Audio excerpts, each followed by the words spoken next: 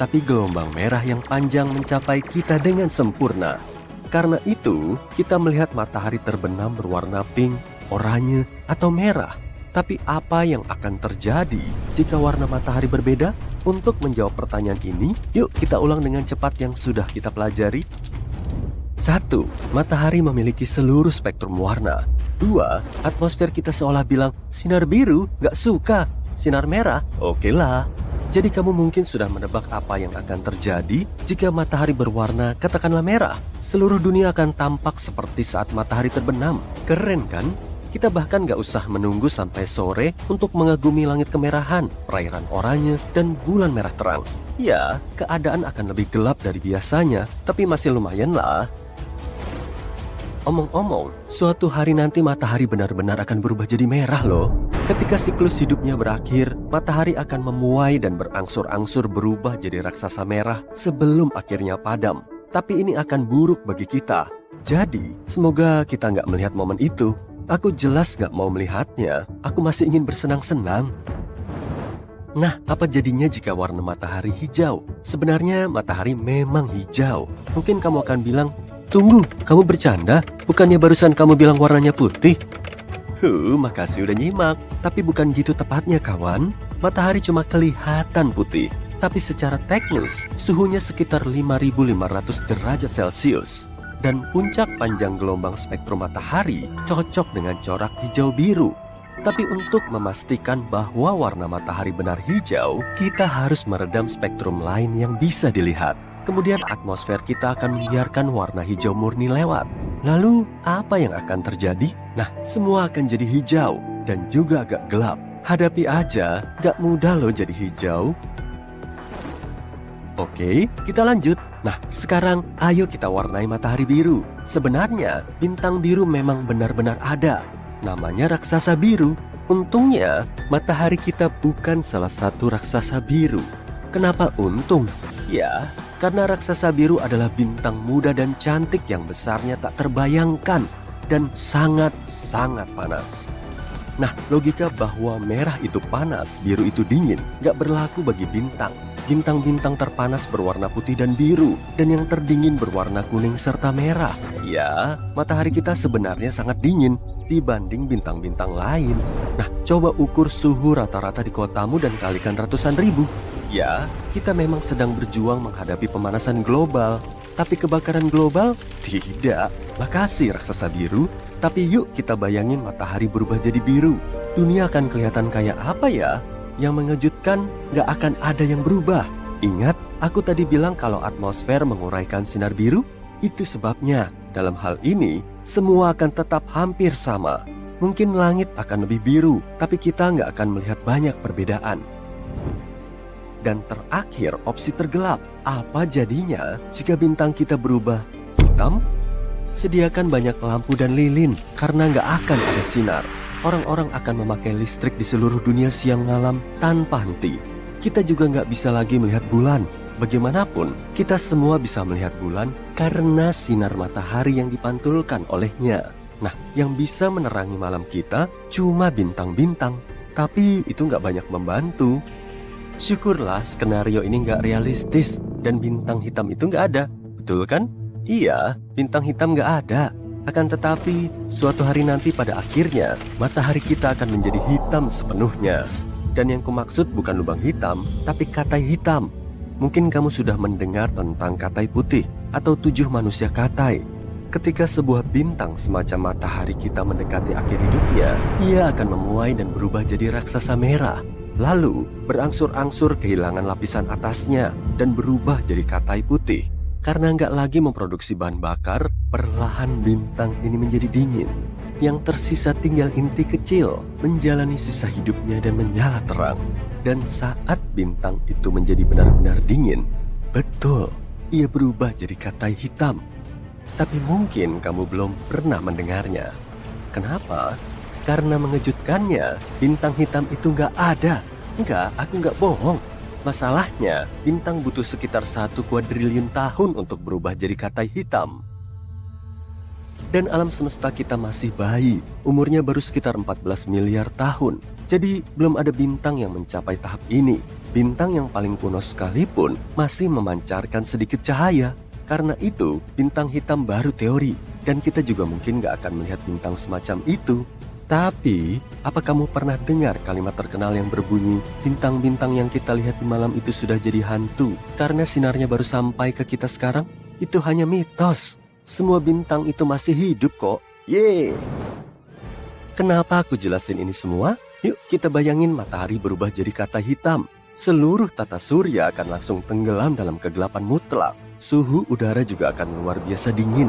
Bulan akan meninggalkan orbitnya dan menabrak bumi. Tunggu, jangan. Yuk kita lewati momen ini dan berasumsi kalau kita masih hidup. Untungnya kita nggak langsung membeku seperti yang mungkin kamu perkirakan. Inti bumi memiliki suhu sendiri, lebih dari 5.000 derajat Celcius. Tapi suhu di permukaan planet kita akan langsung turun menjadi 0 derajat Celcius. Inti bumi berangsur-angsur akan menjadi dingin. Tiap 2 bulan, suhunya akan turun 2 kali. Hanya dalam 2 bulan, suhu permukaan bumi akan menjadi minus 123 derajat Celcius. Dan dalam setahun, akan mencapai minus 270 derajat Celcius. Kebanyakan tumbuhan akan lenyap dengan sangat cepat. Bukan karena hawa dingin, tapi karena tidak adanya fotosintesis. Yang lain masih akan hidup agak lebih lama, berkat oksigen yang masih tersisa di atmosfer. Dan yang cukup aneh, pepohonan masih akan bertahan untuk waktu yang sangat lama. Metabolisme pepohonan berjalan lambat dan memperoleh gula dari tanah. Lapisan atas lautan akan sangat cepat membeku. Beruntung kerak es tebal ini akan mengisolir perairan dalam. Hingga untuk sementara, seluruh laut belum akan membeku. Makhluk-makhluk laut akan bertahan dengan sangat bagus. Makhluk-makhluk ini sudah ada lama sebelum kita dan sudah terbiasa dengan perubahan suhu luar biasa, kurangnya oksigen dan makanan, tekanan sangat besar, serta berbagai kesulitan lain dari kehidupan laut dalam. Lalu gimana dengan manusia? Pertama-tama, kita mulai jatuh sakit. Tanpa vitamin D, manusia akan mengalami banyak masalah kesehatan yang berbeda. Tubuh kita juga butuh sinar matahari untuk memproduksi melatonin. Melatonin ini membantu kita memahami kapan kita harus tidur dan bangun. Jika manusia nggak punya hormon ini, tubuh akan jadi sangat bingung dan nggak akan mengerti apakah tubuh butuh tidur atau tidak. Itu berarti banyak orang akan mengalami insomnia. Tapi kita masih bisa bertahan. Kita punya 2 pilihan, membangun kapal selam raksasa dan turun ke kedalaman lautan yang lebih dekat dengan inti bumi, atau menetap di permukaan, menjalani hidup di lokasi tertentu yang memiliki sumber energi geotermal. Di Islandia misalnya, kita juga bisa tinggal di dekat gunung berapi. Panas gunung berapi akan cukup untuk menghangatkan kita untuk waktu yang lama. Penglihatan kita akan beradaptasi dengan gelap, tapi di titik tertentu, kemampuan melihat kita akan mencapai kondisi maksimum. Jadi, kita harus terbiasa hidup dalam kegelapan total. Tapi siapa yang tahu, mungkin kita akan bisa beradaptasi dengan kehidupan seperti ini. Jadi mana yang akan kamu pilih? Hidup di dasar laut dalam kapal selam, atau tinggal di permukaan di dekat gunung berapi? Matahari kita kenapa tuh?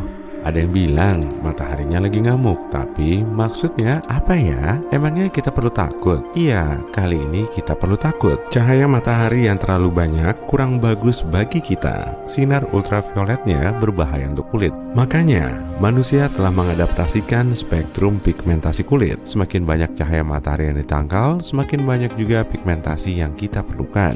Topi lebar dan tabir surya ber-SPF tinggi, bebas minyak juga bisa ngebantu, terutama bagi orang berkulit cerah. Lalu gimana ya bumi kita bakal mengantisipasinya? Nah, terlebih dulu kita perlu bikin estimasi yang pas mengenai matahari yang ngamuk ini. Matahari memasuki siklus aktif, tenang dan aktif lagi tiap 22 tahun dan pasang surutnya terjadi tiap 12 tahun. Penyebab kejadian ini masih belum diketahui dan cuma terjadi begitu aja. Mungkin memang ada alasannya sih, tapi para saintis belum bisa mastiin. Yang mereka tahu, tiap siklusnya dibarengi dengan pergantian kutub magnet matahari. Peristiwa ini cukup bikin kaget, apalagi kutub magnet bumi nggak pernah kebalik selama 600.000 tahun terakhir. Belakangan ini, matahari terlihat sangat tenang dan kondisi terkalemnya udah berlangsung lebih dari 100 tahun yang lalu. Kondisi ini juga bikin kita bertanya-tanya, siklus aktif, tenang, dan aktifnya telah berubah jadi aktif, tenang, dan tenang lagi. Itu pun masih berubah-ubah. Tapi aku mau ngebocorin soal prediksi kondisi matahari dalam beberapa tahun ke depan. Sebutan tenang, aktif, dan ngamuk ini ditentukan dari jumlah radiasi energi tinggi yang terlepas. Dan untungnya cahaya tampak pada matahari nggak banyak berubah, sehingga kita bisa terhindar dari masalah serius. Kalau matahari 6% lebih redup, bumi akan membeku. Tapi kalau cahayanya 6% lebih terang, bumi akan terbakar. Cara termudah untuk cari tahu aktivitas matahari adalah dengan mengamati bintik matahari. Semakin banyak bintiknya, maka semakin tinggi aktivitasnya. Diagram kupu-kupu bisa melacak aktivitas bintik matahari tiap 12 tahun. Caranya dengan nunjukin proses hilang dan munculnya bintik matahari secara berkala di berbagai bagian matahari. NASA memprediksi matahari tengah memasuki siklus tenang seperti siklus sebelumnya, tapi kelihatannya juga nggak begitu. Saat ini, matahari kita memasuki siklus ke-25. Siklus 12 tahunan ini dicatat pertama kali pada tahun 1755. Dan siklus aktivitas matahari ini diperkirakan akan mencapai puncaknya pada tahun 2025. Jumlah bintik matahari yang terlihat telah melampaui perkiraan NASA. Jadi kelihatannya siklus ini nggak akan tenang. Bumi diprediksi akan mengalami radiasi ledakan matahari super aktif selama beberapa tahun ke depan. Di awal Februari tahun ini, 40 dari 49 satelit komunikasi SpaceX di atas atmosfer bumi hancur lebur oleh ledakan matahari, angin surya, atau gas plasma elektromagnetik berkecepatan tinggi dari matahari telah menekan atmosfer bumi hingga menyebabkan satelit Elon Musk kehilangan integritas orbitnya, kemudian jatuh lagi ke bumi. Bintik matahari memang kelihatan hitam, tapi sebetulnya nggak gelap. Hanya saja nggak seterang permukaan matahari. Untuk lebih jelasnya, kamu bisa nyalain bohlam 25 watt di dekat bohlam 100 watt. Bohlam yang 25 watt kelihatan gelap kan? Begitupun dengan bintik matahari. Objek ini selalu muncul berpasangan karena pengaruh badai magnetik di dalam gas plasma. Satu bintiknya bermuatan magnet positif dan satunya lagi negatif. Jarak di antara kedua bintik bisa berkali-kali lipatnya bumi, dan disinilah arus listrik mengalirkan busur api yang berasal dari gas terionisasi. Suar matahari juga nggak kalah penting. Ledakan elektromagnetik kuat ini punya keterkaitan dengan bintik matahari. Saat gas plasma matahari yang super panas itu terus berpilin, garis medan magnet pada bintik matahari juga ikut berpilin. Lalu, setelah garis ini patah, ledakan kuat akan melepaskan radiasi sinar X dan sinar gamma dalam kecepatan cahaya. Gas kasat mata juga ikut terlepas. Suar matahari punya sistem klasifikasi berdasarkan kekuatannya. Yang paling berbahaya adalah suar matahari kelas X. Jenis suar ini bisa mematikan radio di seluruh dunia, serta membahayakan satelit, para astronot, dan penumpang pesawat di ketinggian. Suar matahari kelas M menghasilkan aurora cantik di kedua kutub bumi. Sedangkan suar matahari kelas C nggak menimbulkan efek berarti, tapi suar matahari nggak termasuk ledakan paling besar di permukaan matahari. CME, singkatan dari Coronal Mass Ejection atau lontaran massa corona, jauh lebih masif dan lebih berbahaya kalau sampai mengarah ke bumi. Jadi singkatnya, lontaran massa corona adalah ledakan yang berasal dari korona matahari. Ledakan ini melepaskan jutaan ton gas terionisasi panas dari korona. Kata korona sendiri berasal dari bahasa Latin yang berarti mahkota. Bagian ini berupa lapisan tipis gas terang di sekitar permukaan matahari. Korona matahari jauh lebih panas dari permukaannya. Suhu permukaan matahari berada di kisaran 5.550 derajat Celcius, sedangkan suhu koronanya sekitar 555.500 sampai 1.111.000 derajat Celcius. Kok suhu korona matahari jauh lebih panas ya? Memangnya proses apa aja yang berlangsung di situ? Para saintis masih perlu mendalaminya. Teori terbaru menyatakan panas korona disebabkan oleh gelombang bunyi dan reaksi nuklir matahari bisa menghasilkan banyak bunyi. Proyek GONG, singkatan dari Global Oscillation Networking Group, alias Grup Jaringan Osilasi Global, didirikan untuk mengamati gelombang bunyi di matahari.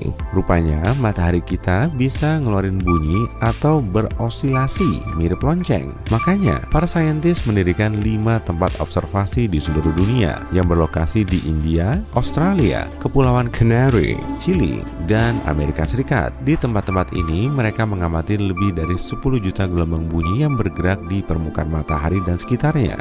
Karena saat ini matahari berada dalam fase aktif, kita bisa ngelihat lontaran massa corona yang lebih kuat ke arah bumi. Gas yang dilepaskan matahari kemudian terionisasi, sedangkan elektronnya terlepas oleh panas. Akibatnya, bisa terjadi badai proton di ruang angkasa yang bergerak secepat 804,67 km per detik.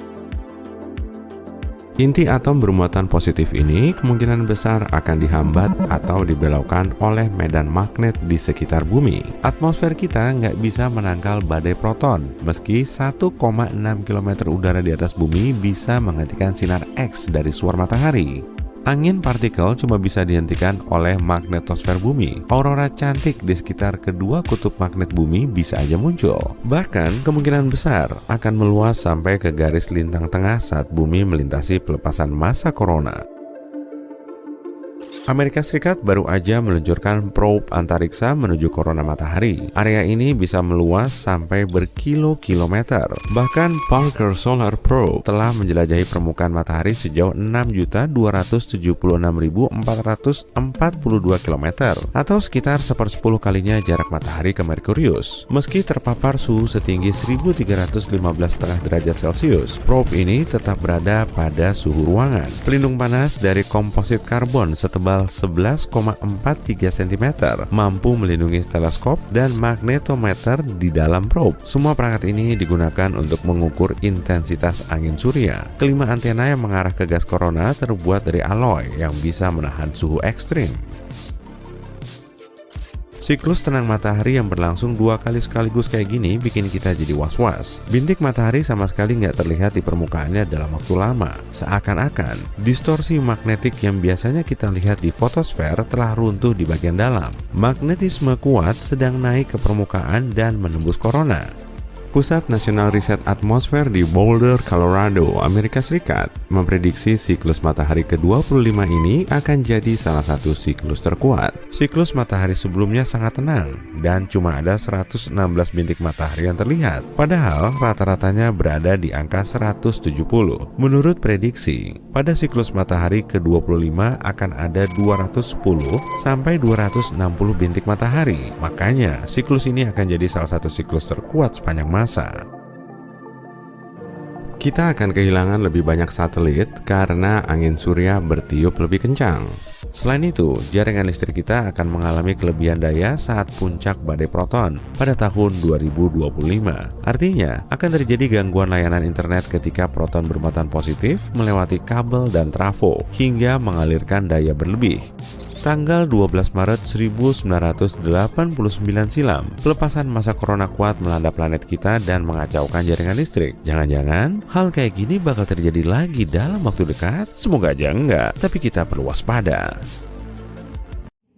Bayangkan ada sebuah planet liar, pengembara kosmik yang tidak ingin dibawa pulang oleh siapapun. Pada dasarnya, planet liar adalah planet yang terlontar dari sistem bintangnya dan kini mengambang tanpa tujuan di angkasa seperti penyendiri. Planet-planet ini bukan hanya teori, para ilmuwan telah mendeteksi beberapa di galaksi kita. Bahkan diperkirakan ada banyak pengembara kosmik yang mengambang di sekitar Bima Sakti. Dan planet-planet itu bukan hanya planet-planet kecil berbatu seperti Bumi, sebagian di antaranya merupakan planet gas raksasa yang sangat besar, berkali-kali lipat lebih besar dari Jupiter. Raksasa-raksasa ini berpotensi memiliki bulan dan bahkan sistem mini yang mengorbit di sekelilingnya.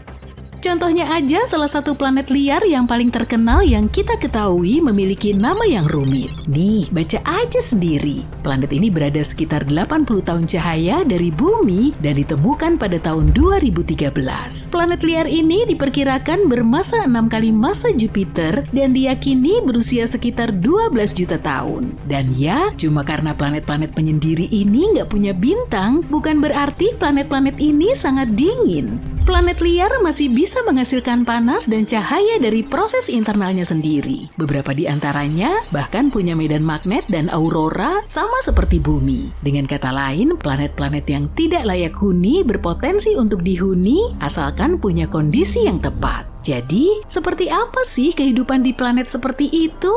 Apa mungkin kita bisa hidup di dunia seperti itu? Hidup di planet liar bisa jadi merupakan kehidupan yang sepi. Planet-planet ini tidak punya matahari yang hangat untuk bisa berjemur, tidak ada suasana yang nyaman untuk berpelukan, dan tidak ada tetangga kosmik yang bisa diajak barbecue. Karena itu kita harus kreatif, kita mulai dengan masalah yang paling jelas, kita akan kesulitan kalau tanpa cahaya dan panas. Jadi, gimana cara mengatasinya? Kita mungkin harus mempersiapkan beberapa pemanas ruangan yang bagus dan mengenakan pakaian luar angkasa yang modis dan super hangat. Atau kita bisa menemukan cara baru untuk menghasilkan listrik tanpa bergantung pada tenaga surya. Sebagai contoh, gimana kalau kita menggunakan energi panas bumi? Itu baru keren! Tiap planet memiliki sumber panas internal. Tanpa sumber panas ini, planet-planet tersebut cuma berupa batu-batu dingin tak bernyawa yang mengambang di angkasa. Panas internal ini bisa dimanfaatkan dan digunakan untuk memberi daya segala sesuatu.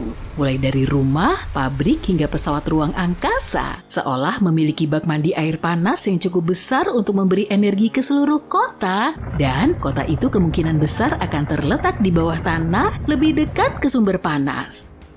Sementara untuk cahaya, kita mungkin harus membuat beberapa senter yang sangat terang. Atau bahkan mungkin kita belajar merekayasa genetika beberapa organisme berpendar untuk menerangi rumah kita. Bayangkan kalau ada pangkalan luar angkasa yang ditumbuhi jamur dan tanaman neon. Oh iya, ngomong-ngomong soal tanaman, kehidupan tanaman akan sangat sulit diperoleh tanpa bintang. Jadi apa dong yang akan kita makan? Kita bisa menggunakan ventilasi geotermal yang tadi kita bahas, atau reaksi kimia untuk menopang kehidupan kita.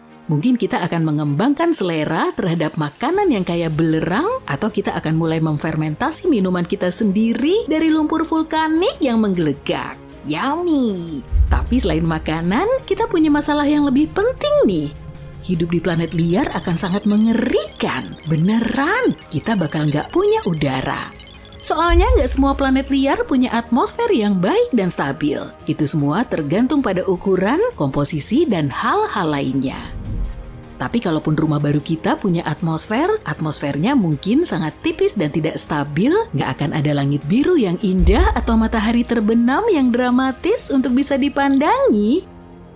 Sebaliknya kita akan menatap ke ruang angkasa yang tak terbatas, di mana bintang-bintang akan tampak lebih terang dari sebelumnya. Dan gak usah bahas soal pola cuaca deh. Tanpa atmosfer yang menciptakannya, kita tidak akan punya hujan, salju, dan badai petir. Itu baru beberapa masalah kecil ya. Yang lebih buruk lagi, suhu di planet ini akan sangat berfluktuasi dari panas yang tak tertahankan bisa ke dingin yang tak tertahankan. Rasanya seperti tinggal di dalam oven yang selalu dinyalakan dan dimatikan. Dan terakhir, kita akan terpapar puing-puing luar angkasa dan radiasi kosmik. Jadi kalau nggak mau kulitmu gosong, kamu mungkin harus siap-siap beli sunblock dengan SPF yang tinggi. Jadi, gimana kita mengatasinya? Pertama, kita harus menemukan cara untuk menghasilkan oksigen sendiri dan mungkin menciptakan sesuatu seperti biosfer luar angkasa. Sebagai contoh, kita bisa menanam beberapa tanaman yang bisa menghasilkan oksigen, atau kita bisa belajar menyaring udara seperti alat penyaring udara berteknologi tinggi. Terakhir, ada masalah yang paling penting nih, menemukan air. Disinilah lautan bawah laut bisa membantu kita. Kita benar-benar menyelami berbagai kemungkinan ya. Tapi beneran, ilmuwan menduga kalau sebagian dari planet-planet ini memang punya lautan di bawah air. Rasanya seperti tinggal di dalam balon air raksasa yang terkubur di bawah tanah, dan tanah di bawah kakimu terbuat dari es dan batu. Dengan kata lain, kita bisa memanfaatkan lautan bawah tanah ini. Lautan bawah tanah dapat menyediakan sumber air untuk minum, pertanian, dan manufaktur. Mungkin juga dengan sumber daya dan material lain yang belum pernah kita lihat sebelumnya. Ngomong-ngomong, siapa tahu ada makhluk aneh yang mungkin bersembunyi di lautan bawah tanah itu. Tapi jangan khawatir, meski kita tidak punya oasis bawah tanah, masih ada pilihan lain. Kita bisa mendapatkan air dari komet, penambangan es, dan bahkan dari atmosfer yang kita ciptakan. Terakhir, kita perlu mencari dan menambang sumber daya untuk membangun rumah serta membangun hal-hal lain. Planet liar mungkin nggak punya sumber daya yang sama dengan planet yang mengitari bintang. Ini seperti lagi nyari harta karun di gurun pasir, gak ada yang pasti. Kita mungkin harus mengandalkan sumber daya dari asteroid terdekat dan hal-hal semacam itu. Dan kalau kita ingin mengambil sumber daya dari planet itu sendiri, kita mungkin harus mengebor berkilo-kilometer es dan batu. Tapi kalau kamu siap menghadapi tantangan ini, selalu ada peluang untuk menjadi kaya raya di planet liar. Dan siapa tahu mungkin kamu bakal nemu sumber daya baru yang bahkan lebih berharga daripada emas atau berlian. Bagus, kayaknya kita udah memecahkan masalah yang paling penting. Mungkin ada kesulitan-kesulitan kecil lainnya. Misalnya kita juga harus menghadapi siang dan malam yang sangat panjang, tergantung seberapa cepat planet kita berotasi. Kita juga nggak akan punya siklus siang malam yang normal dan teratur. Rotasi planet kita bisa sangat tidak terduga. Mungkin kita akan mengalami malam yang sangat panjang selama berminggu-minggu, diikuti dengan siang yang panjang selama berminggu-minggu yang bisa mengacaukan jadwal tidur kita. Kita mungkin harus membuat kopi yang sangat kuat supaya bisa bertahan melewati malam-malam yang panjang dan gelap. Tapi secara hipotesis, kita bisa beradaptasi dengan semua hal ini dan mengatasi semua tantangan. Dan sekarang, selamat datang di planet liar, tempat matahari tidak pernah terbit, tapi petualangan tidak pernah berakhir. Berkat teknologi canggih kita berhasil menciptakan lingkungan yang nyaman dan layak huni di dunia yang dulunya tandus ini. Langit di atas kita sekarang berwarna biru indah, dipenuhi dengan awan putih yang lembut, sesekali ada kawanan makhluk yang terbang. Jangan tanya aku makhluk apa ya? Saat kita keluar dari habitat bawah tanah, kita akan disambut oleh dunia yang penuh dengan kejutan. Tumbuhan dan hewan aneh telah beradaptasi dengan kondisi unik planet ini. Beberapa di antaranya memiliki fitur bioluminescent yang bersinar dalam gelap. Hati-hati ya kalau kamu mau berenang di lautan bawah tanah. Mungkin saja di sana ada makhluk-makhluk aneh yang ingin memangsa. Ya, itu kita bahas nanti aja deh. Mungkin.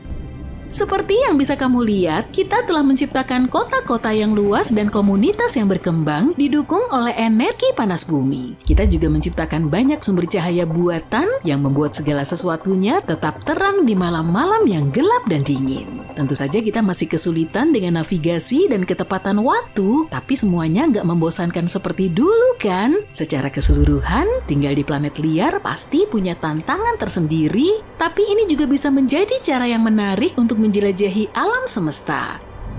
Siapa tahu mungkin suatu hari nanti kita bisa menemukan planet seperti itu dan mengubahnya menjadi kota metropolis intergalaksi yang ramai. Tapi sampai saat itu tiba, mari kita nikmati dan rawat bumi kita tercinta ini.